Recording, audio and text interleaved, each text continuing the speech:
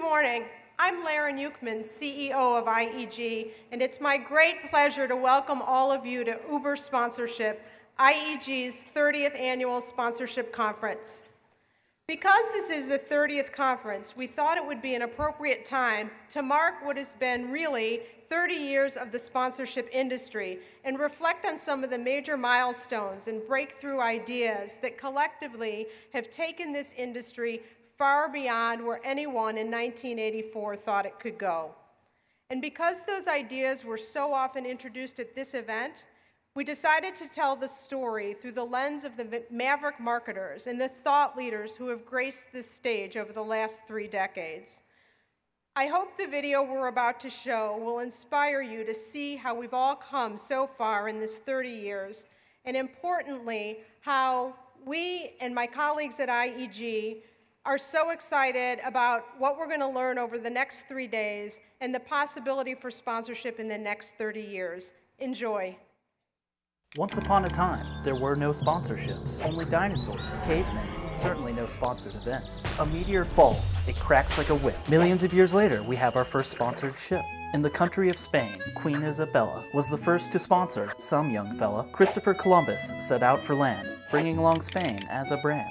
The Nina, the Pinta, the Santa Maria are the dawn of sponsored things like big sports arenas. Over hundreds of years, things may have changed, but partners and sponsors are still the name of the game. The reason sponsorship is increasing at the rate it is and overtaking in growth, marketing and advertising is because it is a more profound way to reach people. And sponsorship is marketing's complementary. It is a more serious way to engage. It makes every other media work harder. Of sponsorship or marketing is to actually create some value for your consumers that they wouldn't have if you weren't there. People don't want to just buy from companies, they want to buy into them. When you make that personal connection, when you can reach out, there's simply nothing quite like it in the world. Products promotions, the old definition of sponsorships, in my opinion, will be replaced by purpose-based partnerships,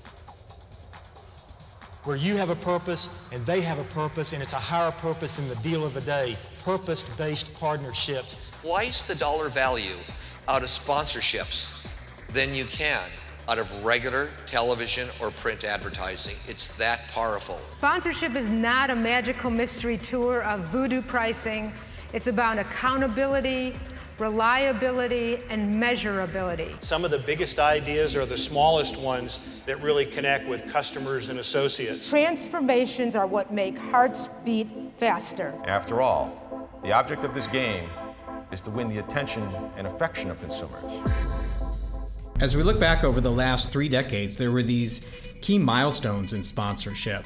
The most significant of those, what you could call eureka moments, where we really advanced sponsorship, were activation, approaching sponsorships as partnerships, the ability to have a social impact, measurement, and the idea that sponsorship should be about reaching people on an emotional level, not a rational one. Today we allocate $4 or $5 of activation for $1 of sponsorship. We insist that there be a multi-dimensional, multi-targeted, multi-layered, multi-local activation program. Activation is to sponsorship what batteries are to electronic toys. This is about a relationship, a partnership between the sponsor and the property, and that they had to make it, really work for both of them. Sponsorships can grow into partnerships, which can grow into relationships, which can indeed transform the world. We're looking to create new and different experiences with all of our assets and all of our partnerships that creates value for us and also value for our partners. Think partnerships that extend beyond sponsors and properties to include media, cities, distributors, dealers, and retailers. We said we cannot just take the sport. We must give back to the sport. And this is the highest responsibility of a sponsor. A sponsor cannot just take a sport and stick his name on it. He is responsible to maintain this sport. He is responsible to help to increase the quality of the sport. One of the things about sponsorship is, it may have started with events and sports and things like that, but it was, sponsorship folks who really understood that the next iteration of this was getting involved with causes. So I just know in my guts that doing well and doing good are in fact linked, that you can make more profit for your shareholders if that's not the only thing you set yourself to do. Social responsibility that we treated in our foundation only, which was at arm's length, became a very important way for us to drive and build our brands. That's what Cars Rated Marketing is all about. Localizing, increasing segmentation. The real reason for staying in business is not to merely give away a measly $1 million or so a year and be done with it, but to accomplish far more by using this company as a tool for social change. We can almost double loyalty to our brand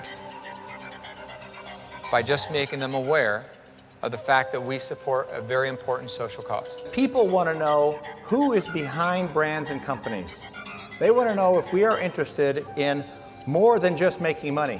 They want to know if we're interested in improving their lives. I'm suspicious of cause-related marketing campaigns where the sponsor spends more money blowing its own horn about how socially conscious it is than it contributes to the nonprofit organization.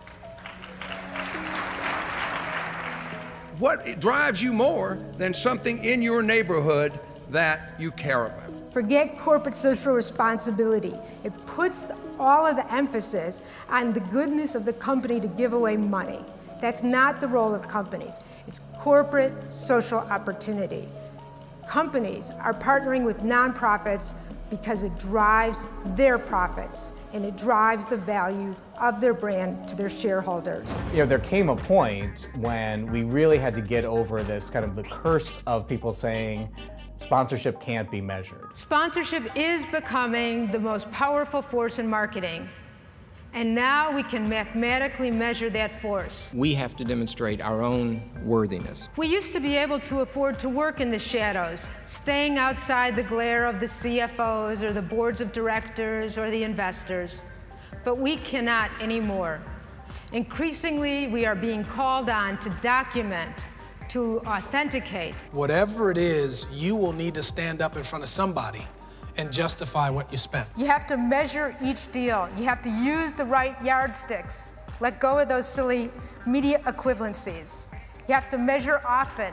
The output of the activity may be a good measure of the quality of its implementation, how many people saw it, for how long, but what really matters is the outcome of the communication, how it affected the behavior of the brand's consumers. By valuing sponsorship based on as many as 100 tangible and intangible factors, for the first time, fair market value can be assigned to what you do so that the power of sponsorship can be fully understood. Return on investment for every sponsorship should be concrete and measurable. Seeing how much money is invested in sponsorship and all the conversation around sports and arts and cause marketing, sponsorship has earned a place at the table and it is a part of the marketing mix.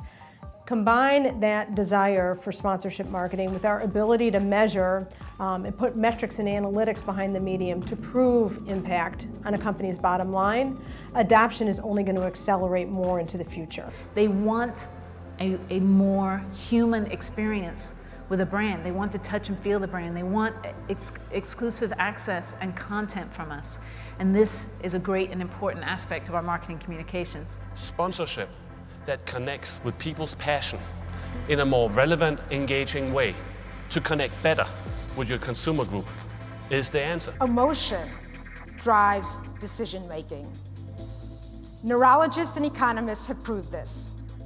Reason leads to conclusions.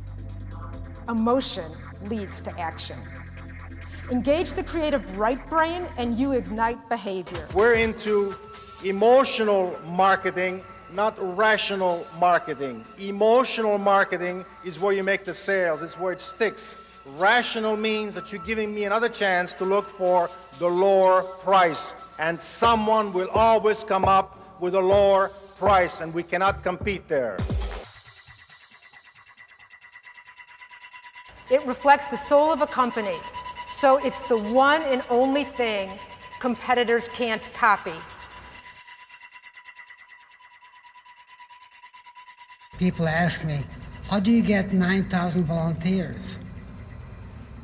My answer is, do not underestimate the value of a t-shirt.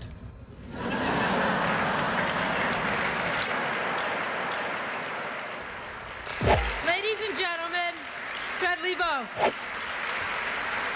Please join me in welcoming Peter Diamandis. I am delighted to welcome back David D'Alessandro. Please welcome Dr. Jane Goodall. Jeremy.